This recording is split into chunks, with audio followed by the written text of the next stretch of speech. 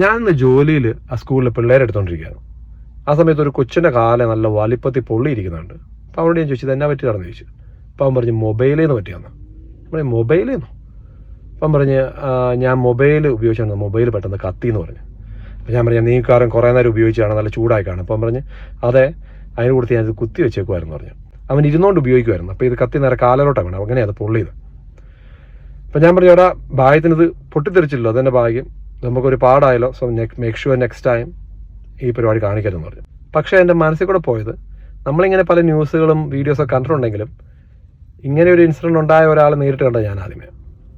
പലപ്പോഴും നമ്മൾ വിചാരിക്കുന്നത് നമുക്കൊന്നുമല്ല, നമുക്ക് സംഭവിക്കത്തില്ല എന്ന്.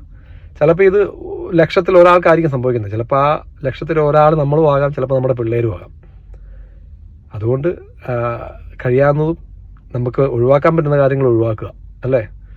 അപ്പം അത് മാത്രമല്ല, മൊബൈൽ ഒത്തിരി ചൂടായാലും കണ്ടിന്യൂസ് ആയിട്ട് ഉപയോഗിക്കാതിരിക്കുക. ചില സമയത്ത് നമ്മൾ ഈ പാർക്കിലോട്ടിലൊക്കെ കാർ നിരത്തിയിട്ട് ചൂടത്തിട്ട് മൊബൈൽ ഉപയോഗിക്കുമ്പം അപ്പോഴും ഈ മൊബൈൽ നല്ലപോലെ ചൂടാകുന്നതാണ്. അപ്പം അങ്ങനത്തെ സിറ്റുവേഷനിൽ ചില സമയത്ത് എൻ്റെ ഫോൺ തന്നെ അങ്ങനെ കാണിച്ചിട്ടുണ്ട്, ഓവർ ഹീറ്റ് എന്ന് പറഞ്ഞ് ഷട്ട് ഡൗൺ ആവും. അപ്പം അങ്ങനത്തെ സിറ്റുവേഷൻസ് വരുമ്പോൾ ഉപയോഗിക്കാതിരിക്കുക. മൊബൈൽ ചൂടാന്ന് പറഞ്ഞു കഴിഞ്ഞാൽ കയ്യിൽ നിന്ന് മാറ്റി വെക്കുക. ഞാനീ പറഞ്ഞ പോലെ ഏതായാലും ഭാഗ്യത്തിന് ഇത് പൊട്ടിത്തെറിച്ചില്ല, അതുകൊണ്ട് കൊച്ചു സേഫായി. അതുകൊണ്ട് ഒഴിവാക്കാൻ പറ്റുന്നത് ഒഴിവാക്കുക.